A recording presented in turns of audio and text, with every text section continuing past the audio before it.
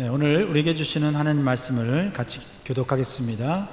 신약 성경 디모데 전서 2장 1절에서 10절까지 말씀입니다. 디모데 전서 2장 1절에서 10절의 말씀입니다. 가져온 성경을 펴시고 우리 스크린에 있는 화면을 봐주시기 바랍니다. 자, 1절을 제가 읽겠습니다. 그러므로 내가 첫째로 권하노니 모든 사람을 위하여 간구와 기도와 도구와 감사를 하되 힘들과 높은 주에 있는 모든 사람을 위하여 하라. 이는 우리가 모든 경건과 단정함으로 고요하고 평안한 생활을 하려 합니다. 이것이 우리 구주 하나님 앞에 선하고 받으실 만한 것이니 하나님은 모든 사람이 구원을 받으며 진리를 아는 데에 이르기를 원하시느니라. 하나님은 한 분이시요 또 하나님과 사람 사이의 중보자도 한 분이시니 곧 사람이신 그리스도 예수라. 그가 모든 사람을 위하여 자기를 대속물로 주셨으니 이하게 이르러 주신 증거니라. 이를 위하여 내가 전파하는 자와 사도로 세움을 입은 것은 참말이요 거짓말이 아니니 믿음과 진리 안에서 내가 이방인의 스승이 되었노라. 그러므로 각처에서 남자들이 분노와 다툼이 없이 거룩한 손을 들어 기도하기를 원하노라. 또 이와 같이 여자들도 단정하게 옷을 입으며 소박함과 정절로서 자기를 단장하고 따은 머리와 금이나 진주나 값진 옷으로 하지 말고 오직 선행으로 하기를 원하노라. 이것이 하나님을 경외한다 하는 자들에게 마땅한 것이니라. 아멘. 자, 오늘 영광교회 예배 오신 여러분들 잘 오셨습니다. 완연한 가을인데 이 가을에 더욱 하나님 앞에 가까이 가기를 힘쓰시기를 주의로 축복합니다. 우리 옆 사람에게 여러분의 말의 능력을 가지고 옆 사람을 축복하면 좋겠습니다. 하나님이 당신과 영원히 함께 계십니다. 우리 축복하겠습니다.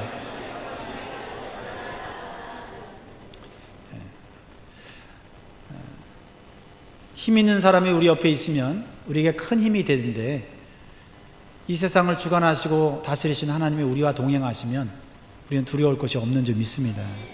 그 믿음이 강해지면 강해질수록 우리의 인생은 행복해지는 줄 믿습니다.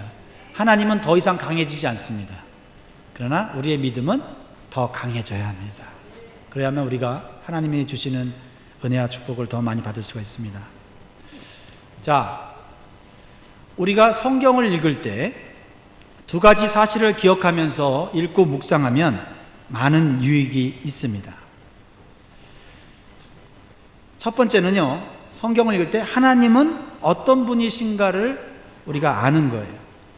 성경은 하나님이 어떤 분이신지를 가르쳐주는 계시의 책이기 때문에 성경을 읽을 때 항상 첫 번째로 기억해야 될 것은 이 성경 말씀에서 가르쳐주시는 하나님은 어떤 분인가 하는 것을 질문하면서 성경을 읽어야 합니다. 또한 두 번째로 읽으면서 질문해야 되는 것은 하나님은 나에게 오늘 무엇을 하기를 원하시는가 하는 것입니다. 하나님은 살아계시기 때문에 하나님 말씀을 통해서 오늘 우리가 어떻게 살아야 할지를 분명하게 가르쳐 주시는 줄 믿으시기 바랍니다. 간단하게 말하자면 성경을 읽을 때 내가 알아야 되는 영적인 지식과 내가 실천해야 할 영적 교훈을 우리는 받아야 한다라는 것입니다. 이 두 가지 사실을 기억하면서 성경을 읽으면 하나님께서 나를 향한 뜻, 목적을 알 수가 있습니다. 그리고 그 깨달은 말씀을 삶 속에서 실천하고 적용하게 될 때 하나님의 은혜와 능력을 체험할 수가 있습니다. 이 두 가지 여러분 기억하시면 좋겠어요. 한번 따라할까요? 알아야 될 지식, 실천해야 될 교훈. 네. 언제 이것을 사용해야 된다고요? 성경 말씀을 읽고 묵상할 때 분명히 내가 알아야 될 지식이 있다. 분명히 하나님께서 나에게 실천하라고 하시는 교훈이 있다라고 믿고 있는 겁니다. 제가 설교를 준비할 때도 이 두 가지 사실을 생각하면서 설교 준비를 합니다. 오늘 성도들에게 하나님이 이 본문 말씀을 통해서 알아야 할 가르쳐 주어야 될 지식은 무엇인가? 그리고 이 말씀을 삶 속에서 적용하고 실천해야 될 것은 무엇인가? 이런 관점에서 본문의 내용을 깊이 읽기 시작합니다. 단어를 연구하고 문장을 연구하고 문장의 구조를 연구하고 그리고 이 본문의 역사적인 배경, 문화적인 배경을 연구하다 보면 하나님께서 주시는 놀라운 은혜가 제 마음 가운데 임하는 것을 경험하게 됩니다. 그러면 오늘 우리가 이 본문 말씀을 읽었습니다. 자, 우리가 알아야 될 하나님에 대한 지식은 뭘까요? 우리가 실천해야 될 영적인 교훈은 무엇일까요? 이거는 여러분들이 누구나 알 수 있는 거예요. 읽고 그 말씀을 조금만 주의 깊게 묵상하면 알 수가 있습니다. 첫 번째 뭘까요? 여러분 같이 읽었잖아요. 하나님께서 이 본문 말씀을 통해서 우리에게 가르쳐 주시는 지식이 뭡니까? 네? 네, 맞습니다. 다 얘기해 보세요. 네, 속으로, 네, 겉으로 얘기해 줬습니다. 하나님께서는 우리가 기도하기를 원하신다는 거예요. 저만 발견했습니까? 지금 오늘 같이 말씀을 읽은 여러분 모두가 다 발견하셨을 거예요. 1절 한번 읽어보겠습니다. 1절 시작. 그러므로 내가 첫째로 권하노니 모든 사람을 위하여 간구와 기도와 도구와 감사를 하되. 이 말씀은요, 첫 번째로는 누구에게 주신 말씀이냐면 에베소 교회를 담임하고 있는 디모데 목사님에게 주신 말씀이고요, 그리고 그 교회에 있는 에베소 교회 성도들에게 주신 말씀이에요. 그리고 오늘날 우리 모든 성도들에게도 동일하게 주시는 말씀입니다. 특히 이 말씀은 성도들이 모여서 예배할 때 어떻게 기도해야 하는지를 가르쳐주고 있는 말씀이에요. 어떻게 기도하라고 말씀하고 있습니까? 그냥 무작정 기도하면 됩니까? 아닙니다. 오늘 하나님께서는 우리에게 알아야 될 지식이 있는데 기도에는 4가지 기도가 있다라고 오늘 가르쳐주고 있어요. 4가지 기도가 뭡니까? 1절에 나오잖아요. 첫 번째가 간구, 두 번째가 기도, 세 번째가 도고, 네 번째가 감사입니다. 이 4가지 기도 중에 눈에 띄는 기도가 하나가 있죠? 그게 뭐죠? 좀 낯설고 좀 우리에게 익숙하지 않은 단어 뭐죠? 도고라는 거죠.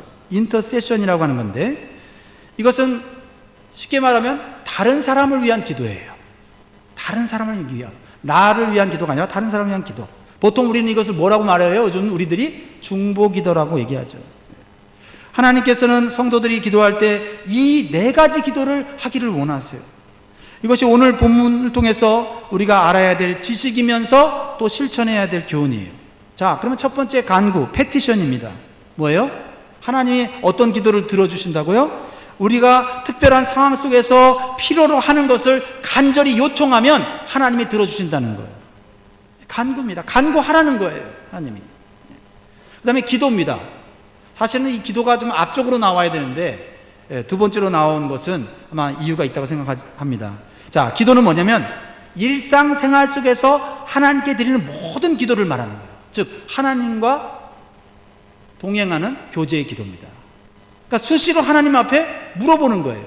수시로 하나님과 대화를 하는 거예요. 하나님, 내가 오늘 어떻게 살까요? 오늘 내가 이 일을 하려고 하는데 하나님, 이 일 하나님이 기뻐하는 일인가요? 아닌가요? 하나님, 내가 지금 실수하고 실패를 했는데 하나님, 내가 뭐가 잘못됐습니까? 하면서 끊임없이 하나님께 뭐 어떻게 해요? 묻고 듣고 묻고 듣고 묻고 듣고. 아멘. 네, 그래서 하나님께서는 기도를 어떻게 하라고요? 쉬지 말고 기도하라고 했잖아요. 네, 쉬지 말고 기도하라는 것이, 우리가 기도의 자리에서도 기도하지만은 운전할 때도 기도하고, 또 어떤 일을 시작할 때 기도하고, 일을 하면서도 계속해서, 또 사람을 만나면서도 계속 기도하면서, 하나님, 내가 이 사람을 만났는데 이 사람이 나에게 호감을 갖게 하셔서 이 사람과 좋은 관계를 맺게 하시고, 그렇죠? 또 사업하다가 바이어를 만난다면, 하나님, 내가 지금 이 바이어를 만나고 있는데 이 바이어가 내 비즈니스 아이디어를 좋게 여겨서 이것을 저 사람이 사게 해주세요. 끊임없이 우리의 삶 가운데서 입술로 마음으로 기도하는 거예요. 예, 하나님과 교제하는 거예요. 하나님과 사귀는 거예요. 이게 기도입니다. 기도. 그래서 prayers라고 되어 있죠. 자, 그 다음에 세 번째가 도고예요. 도고, intercession. 나 외에 다른 사람을 위해서 드리는 중보 기도. 이 기도를 하나님 무척 기뻐하세요. 전 세계를 콜라로서 정복한 코카콜라 창업자가 아사 캔들러라는 사람이에요. 이 세상에 콜라가 없는 지역은 없는 것 같아요. 어디를 가나 코카콜라는 있는 것 같아요. 세계에서 가장 비싼 브랜드 가치를 가진 상표가, 브랜드가 뭔지 아세요? 지금 얘기했잖아요. 코카콜라. 근데 이 코카콜라를 만든 이 창업자는 원래 알코올 중독자였다고 그래요. 이 캔들러는 술을 끊어보려고 많은 노력을 기울였지만 그 노력이 다 수포로 돌아가고 말았습니다. 그러던 어느 날 술에 또 그날도 술에 취해서 집으로 돌아가는 중에 이 캔들러의 마음속에 아주 벼락 같은 소리가 들려왔습니다. 이런 소리였어요. 자신의 본능적 욕구를 거절하는 사람이 성공한다. 자신의 본능적 욕구를 거절하는 사람이 성공한다 라는 음성이 엄청나게 크게 들렸습니다. 그는 깜짝 놀랐고, 그래서 집에 돌아와서 아내에게 그 얘기를 들려주었습니다. 그러자 아내는 자신이 그 시간에 남편의 금주를 위해서 무릎 꿇고 하나님 앞에 간절히 기도하고 있었다고 고백을 했습니다. 뭐 그날만 기도했겠습니까? 그 중보의 기도가 쌓여서 하나님의 그 기도를 들으시고 정신 못 차리는 이 알코올 중독자의 마음속에 큰 벼락 같은 소리가 들리게 하신 것이죠. 그때부터 캔들러는 새 사람으로 거듭나게 되었고, 알코올의 유혹에서 벗어나서 하나님의 축복을 받아서 세계적인 기업가로 성공하게 되었다고 고백하고 있습니다. 이게 중보 기도, 도고 기도의 능력이에요. 하나님이 그걸 기뻐하시니까요. 중보 기도하는 사람이 위대한 게 아니라 중보 기도를 하면 응답하겠다는 하나님이 위대하신 거예요. 그러니까 나도 중보 기도하면 하나님 응답하실까? 물론이지요. 사람의 문제가 아니라 그 중보 기도를 하라고 하신 하나님 말씀을 믿고 기도하는 게 중요하다는 거예요. 네 번째는 뭐예요? 무슨 기도? 감사의 기도잖아요. 감사의 기도. 간구의 기도, 그렇죠? 하나님과 교제의 기도, 그리고 중보 기도를 이렇게 열심히 하다 보면 깨닫게 되는 것이 하나님의 은혜인데, 그 하나님의 은혜를 어떻게 해요? 감사로 고백하게 돼 있잖아요. 그래서 마지막 기도, 가장 어떻게 보면 성숙한 기도가 감사 기도인 거죠. 이 감사 기도에 대해서는 제가 몇 주 전에 설교 때 나눴죠. 떠오른 성경 구절이 있습니까? 처음에는 간구하는 기도가 하나님의 뜻을 처음에는 어떤 필요로 하는 것을 가지고 간구하는 기도를 드리잖아요. 그러다가 그 문제 속에서 하나님의 뜻을 발견하잖아요. 왜 나에게 이런 문제가 생겼나? 왜 나에게 어려운 일이 생겼나? 하고 기도하는 가운데 하나님께서 깨닫게 해주시는 그런 하나님의 지혜가 있어요. 지식이 있습니다. 그렇게 되면 그 기도가 어떻게 바뀌어요? 간구하는 기도가 감사 기도로 싹 바뀌잖아요. 하나님, 이 문제가 나에게 있는 것이 정말 하나님 나를 축복하기 위한 하나님 뜻이군요. 감사합니다. 하나님, 이 고통을 통해서 나를 더 성숙시키셨습니다. 감사합니다 하면서 감사 기도로 바뀌는 거잖아요. 이게 가장 하나님이 기뻐 받으시는 기도의 제물이 아닙니까? 이러한 감사 기도를 하게 되면 하나님의 평강이 우리에게 선물로 주어져서 우리의 마음과 생각을 지켜주셔서 우리의 믿음이 흔들리지 않고 저 신앙생활이 견고해지고 성숙하게 된다고 말씀하고 있지 않습니까?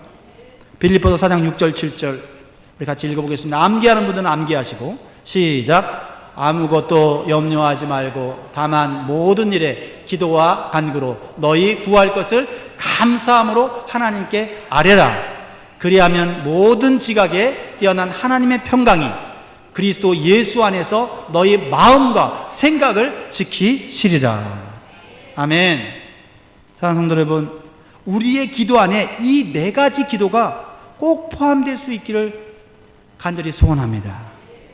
이러한 하나님의 말씀대로 하는 기도에 하나님의 약속이, 하나님의 축복이 포함되어 있어요. 시편 145편 18절에서 19절은 하나님께 기도해서 복받은 사람이 고백한 시인데요, 18절 19절을 읽어보면 여호와께서는 자기에게 간구하는 모든 자, 곧 진실에게 간구하는 모든 자에게 가까이 하시는도다. 그는 자기를 경외하는 자들의 소원을 이루시며 또 그들의 부르짖음을 들으사 구원하시리로다. 여러분, 하나님을 믿는다는 것은 하나님 말씀을 믿는다는 것 같아요. 영국의 유명한 설교자 스펄전 목사님은 기도에 대해서 이런 이야기를 했어요. 기도는 땅 아래서 줄을 당겨서 하늘 위에 있는 큰 종을 하나님의 귀 밑에서 울리는 것 같다. 그래서 어떤 사람들은 그 줄을 잡고 힘도 들이지 않고 대충 당기기 때문에 하늘의 종이 울리지 않는다고 말을 합니다. 비유입니다.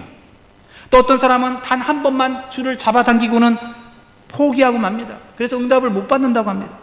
그러나 응답을 주신다는 하나님의 약속의 말씀을 믿고 그 기도의 줄을 끝까지 잡고 온 힘을 다하여 끝까지 잡아당기는 사람에게는 반드시 하나님이 응답하신다라는 것입니다. 사랑하는 성도 여러분, 끝까지 진실되게 간구하는 사람에게 반드시 응답해 주신다는 하나님 약속을 믿으시기 바라요.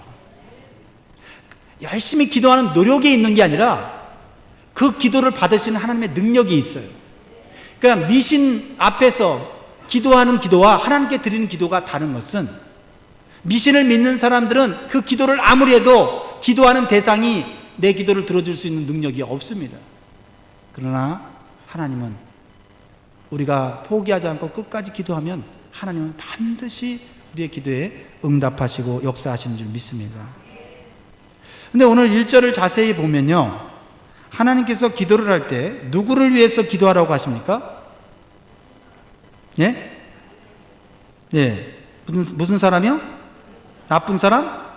좋은 사람? 모든 사람입니다. 모든 사람을 위해서 기도하라고 했어요. 첫 번째는 4가지 기도를 하라고 하셨고, 두 번째는 모든 기도를 하라고 하셨어요. 내가 아는 사람만이 아니라는 거예요. 내가 사랑하고 좋아하는 사람만이 아니라는 것입니다. 모든 사람입니다.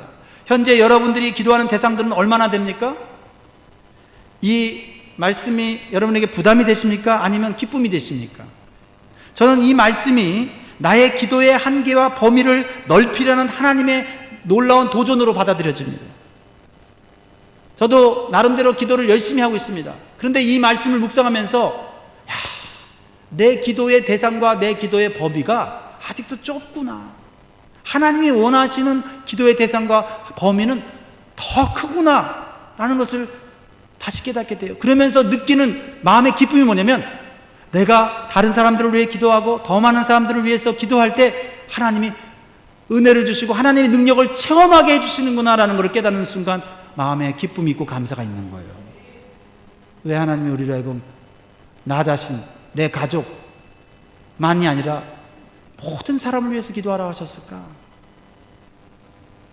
하나님이 그 기도를 통해서 나도 복받고 기도를 받는 사람도 복받게 하려는 하나님의 깊은 뜻이 있다는 것입니다. 이 말씀을 처음 받은 디모데와 에베소 성도들은 모든 사람들 속에 자신의 가족, 그리고 교회 성도들뿐만 아니라 이 세상에 있는 하나님을 모르는, 예수님을 모르는 모든 사람들을 위해 기도하라는 도전으로 이 말씀을 받았습니다. 실제적으로 유대인들 중에는요, 하나님의 구원이 유대인들에게만 있다고 믿는 사람들이 그때 당시에 있었다니까요. 이것은 자기 가족, 자기 민족을 위해서만 기도하고 있었다는 거예요. 그러나 그것은 하나님이 원하시는 기도가 아니었다고 하는 것입니다. 하나님은 모든 사람을 위해서 기도하라고 했어요. 이것은 그들의 기도의 대상과 범위가 하나님이 원하시는 목표에 도달하지 못했기 때문에 하나님께서 디모데 목사님을 통하여서, 바울 사도를 통하여서 이 말씀을 우리에게 주고 계시는 것입니다. 하나님이 원하시는 모든 사람은 인종과 신분과 성별과 모든 민족과 모든 국가를 뛰어넘는 모든 사람들입니다.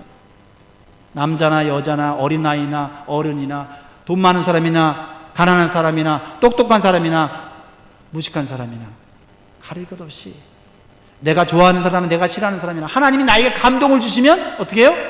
그 사람을 위해서 기도하라는 거예요. 왜요?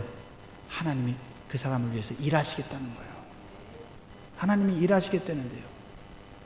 우리가 기도해야지요. 그리고 하나님은 나만의 하나님이 아니라 모든 사람의 하나님이시기 때문에 그렇습니다. 하나님은 모든 사람을 창조하셨어요. 모든 인종을 창조하시고 모든 문화와 모든 방언을 하나님은 창조하신 거예요. 그리고 그 모든 인간들을 하나님은 여전히 지금도 돌보시고 사랑하고 계시다는 거예요. 그래서 5절 말씀에 그런 뜻이 담겨져 있습니다. 5절 말씀 읽어볼까요? 시작. 하나님은 한 분이시요 또 하나님과 사람 사이의 중보자도 한 분이시니 곧 사람이신 그리스도 예수라. 여러분, 여기서 하나님이 한 분이라는 뜻이 무엇일까요?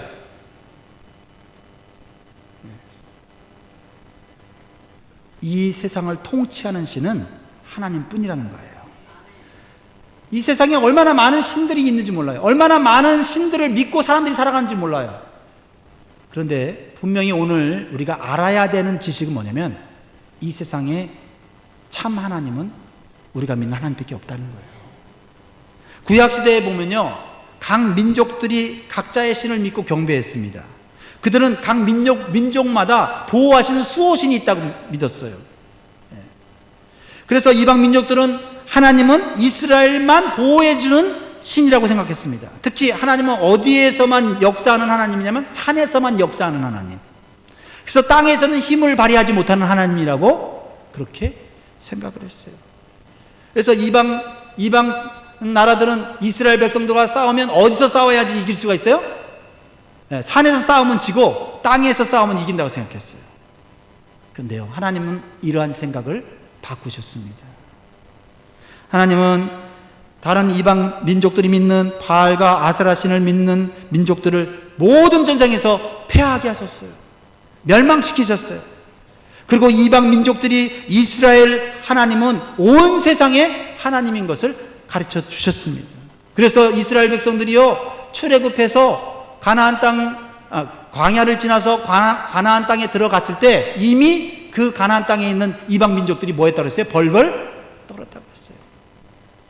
하나님은 그냥 산의 하나님이라고 생각했는데, 하나님은 이스라엘 민족만의 하나님이라고 생각했는데, 그 하나님이 이스라엘 백성들 칼 하나 갖고 있지 않은, 무기 하나 갖고 있지 않은 이스라엘 백성들을 통해서 수많은 민족들을 정복하고 수많은 민족들을 위해 우수한 민족으로 세우시는 걸 보면서 이방 민족들은 두려워했다는 것입니다.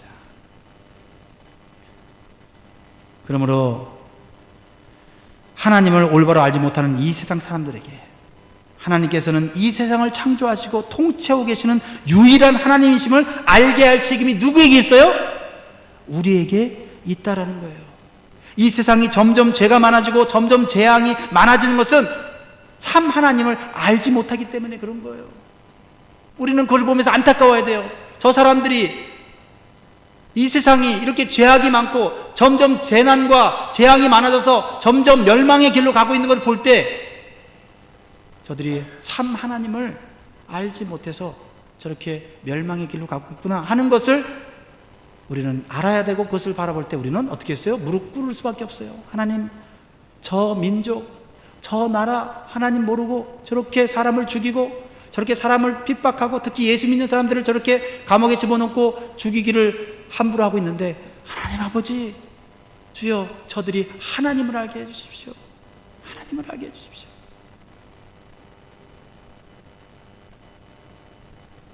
하나님을 올바로 아는 사람은 기도의 범위가, 대상이 넓어질 수밖에 없어요. 그렇죠? 그렇게 되죠? 그렇게 되겠죠? 네? 하나님을 알면 알수록 당연히 하나님은 모든 사람이 구원받기를 원하시는 그 마음을 알게 되니까 나랑 전혀 상관이 없는 사람들을 보면서도 저 사람은 하나님을 알고 있을까? 예수님 믿고 있을까? 만약에 예수님 믿지 못한다고 한다면 얼마나 불쌍한 인생을 살고 있는가 하면서 기도하게 되더라 이 말이에요. 그게 복받은 심령이라는 것이죠. 따라합니다. 하나님 아버지, 이 땅의 모든 사람들이 하나님이 참 하나님인 것을 알게 해주세요. 그래서 하나님 뜻대로 영원한 복을 누리게 해주세요. 할렐루야. 이런 기도 해본 적 있으세요? 있으시죠? 아직 안 해보신 분 있으세요? 맨날 나를 위해서, 내 자식을 위해서만 기도하는 것도 벅찬 분 계시지 않습니까? 그런데요, 하나님을 올바로 알게 되면요, 기도가 달라지는 거예요. 기도의 범위와 대상이 넓어지게 돼 있어요. 그게 바로 축복받고 있다는 거예요. 또 한 가지 알고 기도해야 될 것이 있어요. 여러분 잘 아시는 거예요. 예수님께서는 유대인들만을 위해서 십자가에 죽은 것이 아니시죠? 그렇죠? 예수님께서는 모든 사람을 위해서 죽으시고 구원의 길을 만들어 놓으셨다고 오늘 말씀하고 있어요. 우리는 이미 알고 있지만은 이 디모데가 목회하던 그 시절에는 예수님을 모르는 사람들이 너무 많았어요. 그래서 그것을 놓고 기도하라는 거예요. 6절 말씀 읽어볼까요? 6절 시작. 그가 모든 사람을 위하여 자기를 대속물로 주셨으니 기약이 이르러 주신 증거니라. 그래서 그는 누굽니까? 그는 누구예요? 그는 누굽니까? 예수 그리스도 아닙니까? 예수 그리스도께서 사람의 몸을 입고 이 땅에 와서 십자가에서 우리의 죄를 위해서 대신 죽으신 거예요. 그것을 대속이라고 말하는 거예요. Redemption, Atonement라고 얘기하잖아요. 예수님이 사람들을 위해 죽었는데 모든 사람을 위해 죽으셨다는 거예요. 유대인들만 위한 것이 아니에요. 헬라인만을 위한 것이 아닙니다. 모든 사람을 위해서 죽으셨어요. 예수님 믿고 영접하는 모든 사람들입니다. 그래서 로마서 10장 12절에 유대인이나 헬라인이나 차별이 없음이라 한 분이신 주께서 모든 사람의 주가 되사 그를 부르는 모든 사람에게 부요하시도다. 우리가 믿는 하나님과 예수님은 우리가 생각하는 것보다 훨씬 더 사랑이 풍성하시고 모든 사람을 구원할 만한 능력이 충분하신 분이세요. 그러므로 우리는 책임이 있어요. 구원받은 우리는 책임이 있어요. 왜요? 예수님이 우리를 구원하신 것은 우리만 구원하는 게 아니라 모든 사람을 구원하려고, 예수님을 믿고 영접하는 모든 사람들을 구원하려고 죽으셨기 때문에 아직도 예수님을 믿지 않고 세상에서 방황하는 자들을 볼 때 우리가 어떻게 해요? 그들을 위해 중보기도 할 수밖에 없는 거예요. 예수님의 구원과 예수님의 중보 사역을 우리는 그들이 알도록 해야 한다는 것입니다. 자, 그러면 사랑하는 성도 여러분, 우리가 기도할 때 기도의 대상과 범위가 넓어지면 우리에게 어떤 유익이 올까요? 어떤 유익이 올까요? 오늘 본문 말씀에서 단서를 찾을 수 있는데요. 3절 4절 같이 한번 읽어볼까요? 3절 4절 3절 4절 시작. 이것이 우리 주 하나님 앞에 선하고 받으실 만한 것이니 4절 하나님은 모든 사람이 구원을 받으며 진리를 아는 데에 이르기를 원하시느니라. 아멘.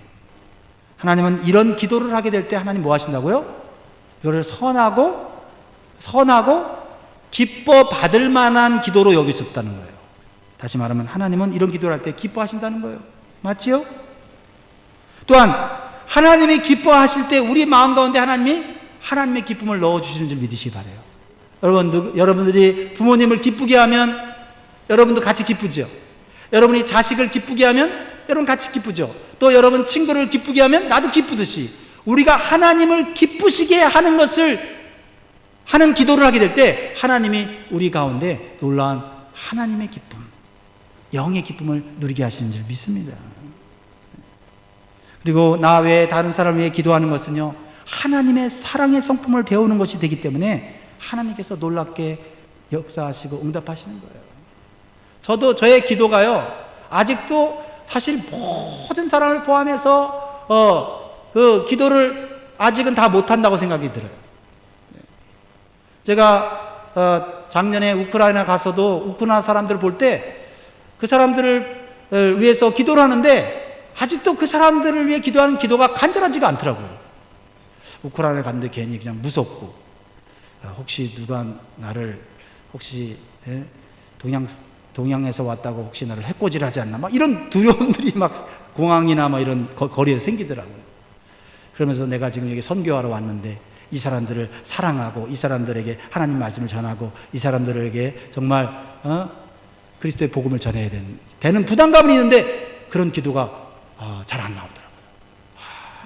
그래갖고 가서 하나님, 내가 아직도 영혼을 사랑하는 마음이 너무 없습니다. 떠오르는 건 우리 영광교회 성도들, 우리 영광교회 성도들 보면서 그 생각하면 막 기쁨이 있는데 이게 우크라이나 사람들을 보면서는 그런 마음이 안 들어가고 막 기도하고 애를 썼는데 하나님이 그 기도를 기뻐하시는 줄 믿습니다. 두 번째로는 우리의 마음과 삶이 훨씬 더 넓어지고 풍성한 하나님의 은혜와 축복을 경험하게 되는 거예요. 우리의 마음과 삶이 넓어져요. 우리의 기도의 대상과 범위가 넓어지면요. 그리고 하나님의 은혜와 축복을 더 크게 경험하게 되는 거예요. 그 사도행전 10장에 보면요, 여러분, 사도 베드로가 원수인 로마 제국의 백부장 누구예요? 고넬료의 집에 가서 복음을 전합니다. 처음에는 베드로도 유대인이었기 때문에요, 이방인의 집에 가기를 싫어했어요. 근데 베드로가요, 항상 기도하는 시간에, 점심시간에 기도를 하고 있는데요, 하나님께서 환상을 통해서 이방인과 교제하라고 하는 그런 하나님의 뜻을 가르쳐 줬는데요, 베드로의 기도는 한계가 있었어요. 유대인들만을 위한 기도였어요. 이방인들을 위한 기도가 부족했어요. 그런데 하나님이 계속해서 여러 번 강조하시면서 이방인들과 교제하라고, 이방인들에게 말씀을 전하고 하시니까 어떻게 해요? 순종해서 고넬료의 집에 가서 복음을 전하는데 놀라운 일이 벌어진 거예요. 생각할 수 없었던 하나님의 능력을 발견하게 된 거예요. 자, 그 증거가 사도행전 10장 44절에서 46절입니다. 같이 읽습니다. 시작. 베드로가 이 말을 할 때 성령이 말씀 듣는 모든 사람에게 내려오시니 베드로와 함께 온 할례 받은 신자들이 이방인들에게도 성령 부어주심으로 말미암아 놀라니 이는 방언을 말하며 하나님 높임을 들음이로라. 할렐루야. 베드로는요, 예수님의 제자였고 하나님의 사도였음에도 불구하고요, 그의 기도는 한계가 있었고요, 그의 사랑은 한계가 있었어요. 근데 하나님의 말씀에 순종해서 이방인에게 가서 복음을 전하고 그들을 위해서 기도했을 때 성령이 임하고 방언이 임하는 걸 보면서 하나님의 은혜와 축복을 더 크게 경험하게 된 거예요. 베드로의 마음과 삶이 더 넓어졌다는 것입니다. 그 이후로 베드로는 이스라엘뿐만 아니라 이방 나라로 가서 복음을 전하여 많은 사람들의 구원의 복음을 전했어요.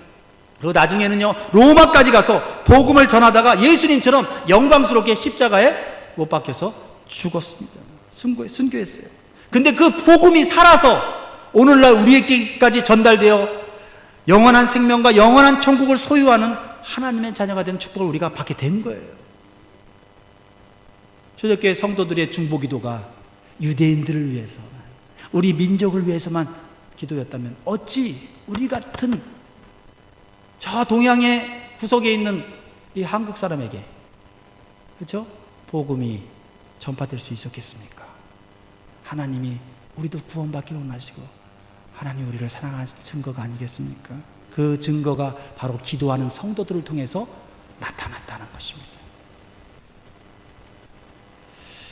네, 말씀을 정리하려고 합니다. 사랑하는 성도 여러분, 우리의 기도의 대상과 범위를 넓히면 우리가 경험하지 못했던 하나님의 풍성한 은혜와 능력을 체험하게 된다는 것을 기억하시기 바라요. 어떤 보고서에 의하면, 통계에 의하면 교인들이 일주일 동안 밥 먹을 때만 기도하고 시간을 정해놓고 기도하지 않는 성도가 의외로 많다는 거예요. 여러분 어떠세요? 밥 먹는 시간 외에 따로 기도의 시간을 정해놓고 기도하십니까? 아멘. 우리 교회는 많은 줄 믿습니다. 일주일에 우리에게 주어진 시간은 168시간이에요. 이 말은 무슨 말입니까? 168시간은 하나님 우리를 보호하시고 인도하신다는 거예요. 졸지도 않고 주무시지 않고. 그런데 그 하나님 앞에 한 시간도 조용히 무릎 꿇고 그 시간을 못 드린다고 하는 것은 정말 하나님을 슬프게 하는 일이 아니겠어요? 여러분, 하나님 여러분을 24시간 돌보신다고 믿으십니까? 그렇다면 그 하나님이 원하시는 이 중보의 기도를 여러분 해야 되지 않겠습니까? 먼저 기도의 시간을 정해 놓아야 합니다. 하나님이 어떤 분인지를 알았잖아요. 그리고 여러분 자신을 위해서 기도하기 시작하시기 바라요. 그리고 내 기도가 더욱 넓어지도록 깊어지도록 기도하면요, 기도 시간이 늘어나기 시작해요. 좀 더 기도의 대상과 범위를 넓히시기 바라요. 그러면 놀라운 하나님의 은혜와 응답을 체험하게 되는 즐거운 기도 시간이 될 것입니다. 저는 이 말씀 묵상하면서 오늘 떠오른 시 한 편이 있어요. 여러분도 어쩌면 아시는 시일 수 있습니다. 가을의 기도. 시인 김현승. 가을에는 음악을 좀 틀어주면 딱 좋은데 그 감사에 오늘 찬양할 거. 그 옛날에는 우리가 참 그래도 여유가 있어서 시도 쓰고 또 시 낭송도 하고 이렇게 살았는데 미국에 와서 시를 읽기는커녕 정말 뭐 시조차 생각지 못하고 그냥 바쁘게 메마르게 살아갈 때가 있어요. 우리 가을의 기도. 가을의 기도. 가을에는 기도하게 하소서. 낙엽들이 지는 때를 기다려 내게 주신 겸허한 모국어로 나를 채우소서. 가을에는 사랑하게 하소서. 오직 한 사람을 택하게 하소서. 가장 아름다운 열매를 위하여 이 비옥한 시간을 가꾸게 하소서. 가을에는 홀로 있게 하소서. 나의 영혼 굽이치는 바다와 백합의 골짜기를 지나 마른 나뭇가지 위에 다다른 까마귀 같이. 우리 시간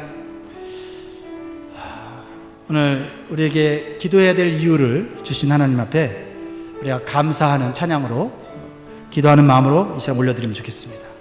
감사의 시험이 닥쳐올 때 주께서 인도하시니 두려움 없네. 이 찬양 올려드리겠습니다.